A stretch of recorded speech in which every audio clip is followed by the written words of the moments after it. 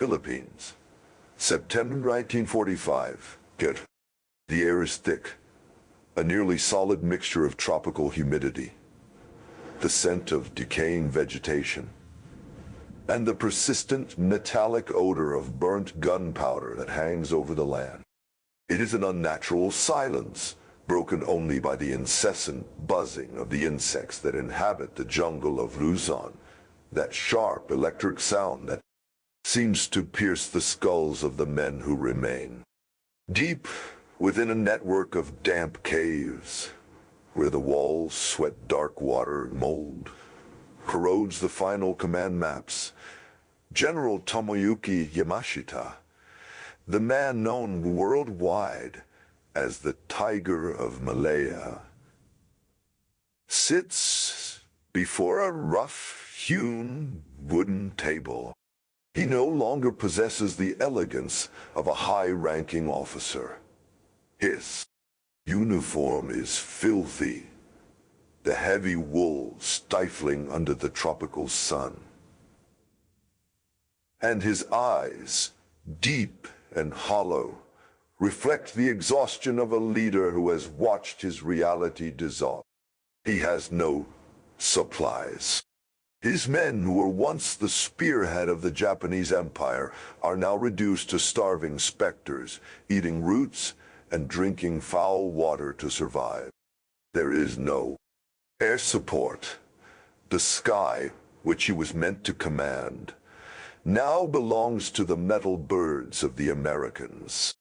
Yamashita reads a report brought by a liaison officer, a yellowed, moisture-stained paper. The report describes, with bureaucratic coldness, the collapse of his sector's defenses. He does not understand. Or rather, he understands the result, but the speed and fury of the American advance defy his logical comprehension. He reviews in his mind the maps, the positions, the garrisons that were supposed to be impenetrable. He feels a void in his stomach that goes beyond physical hunger. It is the realization that war, as he conceived it, has become something alien, mechanized, and overwhelming. Yamashita's memory is a sanctuary. And, at the same time, he drifts back to 1942, the pinnacle, the moment when the sun of the empire of the rising sun seemed to reach its zenith. The Malayan campaign was not just a victory. It was a masterpiece of military engineering. He remembers the stifling heat under the jungle canopy. In Malaya, where the rainforest was so dense that sunlight could barely touch the ground, creating a perpetual twilight where Japanese soldiers moved like shadows. He used bicycles to cross narrow bridges, light tanks that the British judged impossible to move through swampy terrain, and an infantry trained to be swift, lethal, and merciless. When he forced the greatest surrender in the history of the British Empire at Singapore, capturing 80,000 men, he truly believed he had cracked the code of modern warfare. War of movement is not just a matter of speed, it is a matter of psychological shock, he used to tell his officers during planning sessions. He believed that by denying the enemy any possibility of reacting, of breathing, of reorganizing their defenses, victory would be guaranteed by the opponent's own inertia. He was a master of flanking maneuvers, of surprise attacks that came from where the enemy least expected. Yet, as he observed the shadows of the cave in 1945, a rhetorical question burned in his conscience, a doubt healed. Knew he would never have the chance to answer fully on the battlefield. What happened to that invincible army?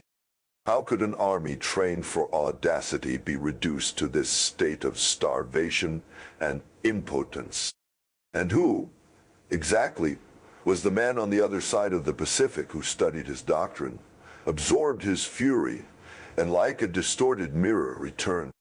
To him, a much more effective and destructive version of the very war that he, Yamashita, once dominated with such mastery. The Tiger of Malaya was about to discover that on the chessboard of destiny, his opponent wasn't just moving pieces, he was changing the rules of the game. The scale of war had shifted from a fight between soldiers to a clash of industrial systems, and he was the last dinosaur watching the meteor fall on the horizon. While Yamashita lost himself in the shadows of Luzon, Douglas MacArthur was forging his destiny at West Point, an institution where military history was not just studied, it was worshipped. The young MacArthur was no ordinary soldier. He was the son of General Arthur MacArthur, an iron-willed man who set the standard for his son. Douglas was obsessed with Napoleon, Caesar, Lee. He possessed a sharp intellect and a self-confidence that to many bordered on arrogance. He was theatrical, cultivating a look that made him instantly recognizable. The service cap, the aviator sunglasses, the corncob pipe he never put down. He didn't just want to win, he wanted to be immortalized. MacArthur understood that in modern warfare, command was not just logistics and strategy, it was a constant performance to inspire his own men and terrify the enemy. 1942 was his baptism by fire and his greatest humiliation. In the Philippines, the scene was one of absolute horror.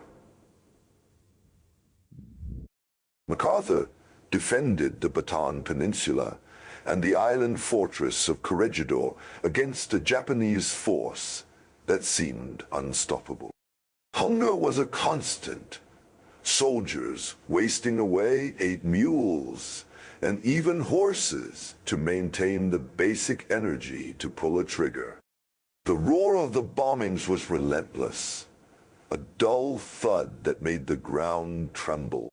Beneath the men's feet, while the smell of cordite and overturned earth became the aroma of daily life. "The men are starving, General," his subordinates reported, and MacArthur saw the glimmer of hopelessness in his soldiers' eyes. The surrender of Bataan was a punch to the stomach of the American nation, and specifically to MacArthur's soul. He didn't just lose the territory, he lost what he considered an extension of his own honor. When he received the order to depart for Australia, the bitterness of that departure shaped everything that followed. He wasn't just fleeing, he was retreating to prepare for vengeance. The famous promise, "I shall return," was not a relief to those left behind, but a promise that haunted him every night. While Yamashita was on top of the world, celebrating victories in Singapore and being acclaimed by the emperor, MacArthur was, technically, a fugitive general in foreign lands, trying to create an army from scraps, resentment, and a steel-willed desire for redemption. He studied the reports of the defeat, analyzed Yamashita's tactics, and in a way, learned from the enemy. He realized that the rigidity of the Japanese command was, at once, its greatest strength and its greatest weakness. Contrast this reality. Japan, Yamashita's view, saw war as a series of decisive battles won by moral superiority and physical aggression. MacArthur, however, began to see war through the lens of scale. He realized that the Pacific would not be won in a single battle, but through a series of logistical operations that would overwhelm the enemy. While Yamashita delighted in the comfort of results, MacArthur spent his hours in strategy rooms, smoking and drafting the future. He was the American underdog, the one who needs to prove the giant isn't as big as he seems. And his greatest advantage was just that. He had nothing to lose, because he had already lost everything. He began to see the Philippines not as lost territory, but as the stage for a reunion that he knew would be catastrophic for anyone in his path. MacArthur was preparing to become the opposite of Yamashita. He wouldn't be the tiger that pounces. He would be the storm that, once begun, doesn't stop until nothing remains. Every night in exile, MacArthur sketched into his notebook not just troop movements, but the flow of supplies, the movement of ships, and the coordination of forces that would make Japan's logistics look like child's play. He was building a mechanical monster, and he would be the tamer of that chaos. Starting in 1943, MacArthur's strategy, island hopping, began to turn the gears of an industrial destruction machine the world had never seen before. It wasn't just a tactical maneuver. It was a complete redefinition of how to fight in a maritime environment. The idea was simple in concept, but complex in execution. Don't fight for every rock, but control the air and sea around it. MacArthur focused on establishing bridgeheads, small fortified points on key islands, where airstrips could be built rapidly. Once American bombers such as the B-24 Liberator occupied these strips, the Japanese garrison on the neighboring island was essentially dead. They were left behind, isolated from the Tokyo supply chain. Thousands of Japanese soldiers, abandoned to their fate, died of starvation and tropical diseases in the jungles, while the Americans simply bypassed them.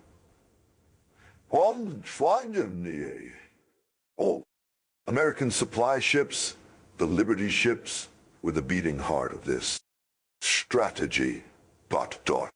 These were mass-produced ships with a cargo capacity that surpassed anything the Japanese merchant marine could offer.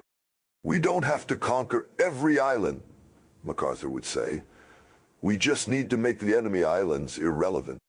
And so he did. Hundreds of ships, escorted by aircraft carriers, offloaded tons of equipment, ammunition, and food onto the shores of the islands as the Marines advanced. The American Navy, with its numerical superiority, ensured that Japan could never react adequately. The Japanese collapse was silent but lethal. Supplies stopped arriving because American submarines sank almost every cargo ship that attempted to cross the Pacific. In a single year, Japan lost more shipping tonnage than it could build in a decade, condemning its frontline soldiers to a slow death by deprivation. Let's look at this through the eyes of someone who was there. Lieutenant John Miller, a 20-year-old from the farms of Ohio, sat inside the cockpit of his P-38 Lightning. The smell of high-octane fuel and sweat was constant, a scent he would forever associate with fear and excitement. When he took off, the roar of the two Allison engines was deafening, a vibration he felt in his teeth, and that seemed to rattle his very bones. As he flew low over the jungle, he saw only the sea of dark green, a cloak that hid the terrors that awaited him. Fear wasn't what he felt when he saw a Japanese Zero. The fear was the anticipation. Adrenaline pulsed when he spotted a glint of metal or a hidden trench among the trees. He knew the Japanese weren't just fighting. They were resisting with the tenacity of those who know there is no way home. Attention. Blue leader, target in sight. 2 o'clock. He heard over the fell. Radio. Pistol. Miller. Dog. The air whistled through the P-38's frame with a sharp shriek. He didn't see faces, only shapes. He fired. and the muzzle flash of his machine guns illuminated the foliage. The impact was nearly instantaneous, and afterward he returned to base, where dinner was a packet of canned rations and conversation was only about who would come back alive the next day. If you had a grandfather, uncle, or father who served in the Pacific, pause now and write his name in the comments. They weren't just soldiers. They were the gears that made this machine function. They were the men who hauled ammunition crates in 100-degree heat, the mechanics who fixed airplane engines at night. By the light of dim flashlights, the nurses who tried to save lives in canvas tents. The American advance was a force of nature, an industrial scale that Japan, with its bombed-out factories and lack of resources, could never match. Logistics, which for Yamashita was a nightmare, was for MacArthur the key to victory.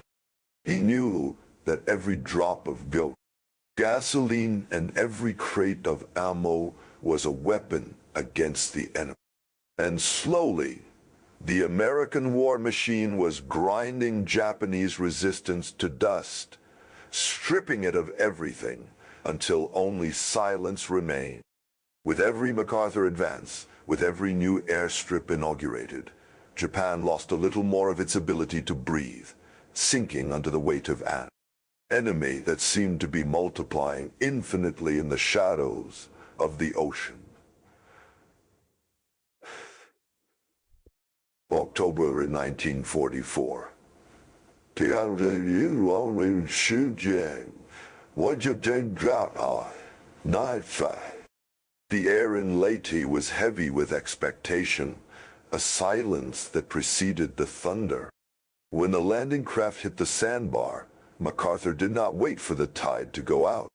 He stepped off, the water reaching his knees, and walked toward the beach with the determination of a man returning home. It wasn't just a military maneuver. It was a psychological event. He looked toward the coast and told his officers, "Do not stop to bury the dead. The enemy does not stop, and neither must we. Speed is our greatest ally." Yamashita, now in charge of defending the Philippines, saw his world disintegrate.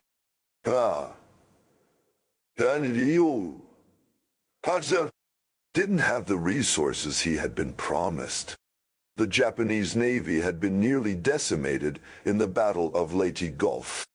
He was alone, with scattered troops and precarious communications, fighting a monster he himself had helped create in the American imagination. The Battle of Manila in 1945 was the climax of this tragedy. Yamashita knew the city could not be successfully defended. He gave orders for his troops to retreat into the mountains, aiming to prolong the resistance in a war of attrition. However, fanaticism and poor communication meant thousands of Japanese soldiers remained in Manila, dug in within government buildings, hotels, and homes. The scene became Dantesque. The sound of Sherman tanks was a constant growl that made the city streets tremble. When the Marines advanced, every city block was a fortress that needed to be purged. The Shermans didn't just enter firing 75mm shells. They were often accompanied by flamethrower teams, which sprayed a viscous fluid of fire onto any fortified structure. The sound was a terrifying, hissing sigh, followed by the sweet, nauseating odor of burning flesh and calcined concrete. The technique was cleaning. American soldiers fired into windows while the flamethrowers turned the interior of the buildings into smelting furnaces. There was no negotiation. There was only the systematic advance of a city being obliterated, so the defenders had nowhere to hide.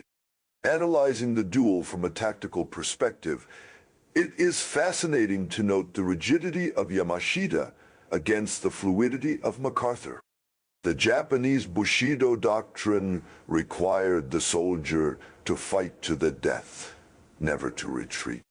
This mindset was effective in the jungle, but in urban combat, it was suicidal. The defense was safety. Japanese positioned themselves in fixed points and waited for the enemy. The Americans, with field radios, the famous CR-300, coordinated artillery strikes, air support, and tank flanking maneuvers with surgical precision.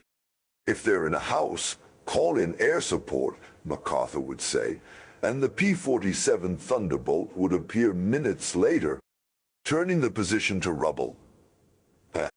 Yamashita could not compete with this symphony of firepower. The American army wasn't just playing chess. It was playing with a larger board, faster pieces, and above all, the ability to replace everything it lost. MacArthur's speed was what prevented Yamashita from reacting. Every time the Tiger of Malaya tried to set up a defensive line, the Americans had already flanked it, cut its supply lines, or simply bypassed it, advancing toward the next strategic target. The Japanese army in the Philippines wasn't just defeated by weapons, it was defeated by time. While Yamashita waited for orders that never arrived due to severed communications, MacArthur operated with an intelligence network that knew exactly where the enemy was before the first shot was fired.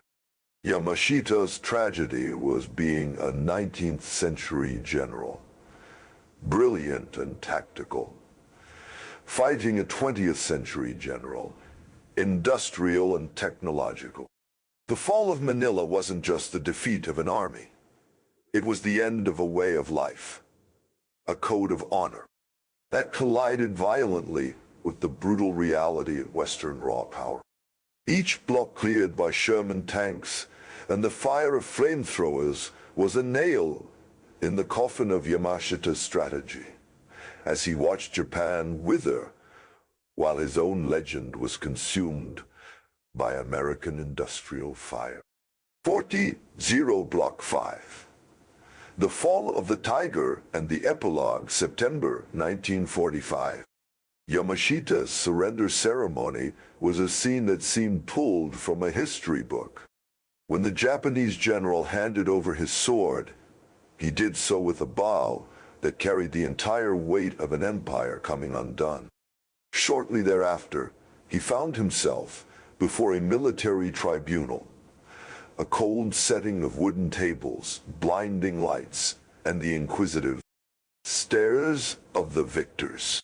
The charges were heavy: war crimes, rapes, and mass killings committed in Manila. Yamashita heard the translation of the charges in absolute silence. He did not attempt to justify himself with fervor. He simply explained in a calm and worn voice that the chaos of war and the lack of communications made it impossible to control every soldier in the city. When the death sentence was pronounced, a heavy silence took hold of the room. Yamashita did not waver, did not beg. He just closed his eyes for a brief moment, accepting that his execution was the final price for the defeat of the nation he served, even if the crime did not bear his direct signature. Meanwhile, MacArthur's star shone brightly under the sun of victory. He became the proconsul of Japan, the architect of the occupation, dictating the terms of a new era. But glory, as MacArthur would soon discover, is a perishable good. In 1950, with the outbreak of the Korean War, MacArthur saw the opportunity to add another chapter to his mythology. He carried out a daring landing at Incheon, a brilliant tactical success that placed him back on a pedestal as a military genius. However, this victory fueled a dangerous arrogance. He ignored warnings that China would intervene if he came too close to the Yalu River. They wouldn't dare, MacArthur said, confident in the aura of invincibility he had. Built in the Pacific. When the Chinese hordes entered the conflict, the American army suffered one of the most humiliating retreats in its history. Direct confrontation with President Truman, who feared a nuclear war, became inevitable. Truman, a man who refused to be impressed by the pomp of generals, fired MacArthur in 1951. The general, who had been hailed as a god of war, ended his career in an atmosphere of public dishonor, watching his legend be confronted by the hard reality of state politics, vastly different from the jungles where he was the sole master of his fate. In reflecting on this duel, the conclusion that emerges is clear, if bitter. Yamashita was the absolute master of jungle warfare in 1942. He had proven that audacity, combined with movement tactics, could topple established global empires like the British. He had been the architect of a strategy that, for a time, seemed infallible. However, in 1945, he watched, powerless, as his own army was destroyed by the same doctrine of speed, audacity, and initiative he had once mastered. But there was a fundamental difference. MacArthur executed this doctrine on an industrial scale that Imperial Japan, in its isolation, lack of resources, and rigidity of thought, could never match. It wasn't just man against man. It was system against system. The jungle of the Philippines, which today is a tourist paradise, still guards in its depths the rusted remains of tanks, pierced helmets, and the forgotten memories of thousands of young men who died for a cause that now seems distant.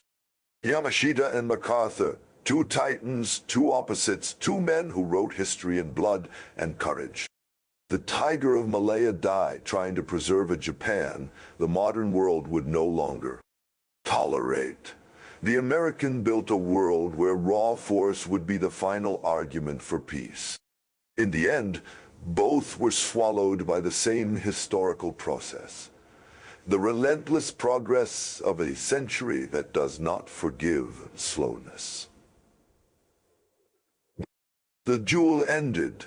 The Titans departed, but the lesson remains etched in the soil of the Philippines. War, ultimately, is a matter of logistics, scale, and the ability to adapt before the storm arrives. And in the Pacific, the storm had a name, the American machine. The duel between the Tiger and the American wasn't just a fight for islands. It was the violent transition from one era to another, a lesson that, on the stage of modern warfare, individual brilliance is merely a spark before the furnace of an industrialization.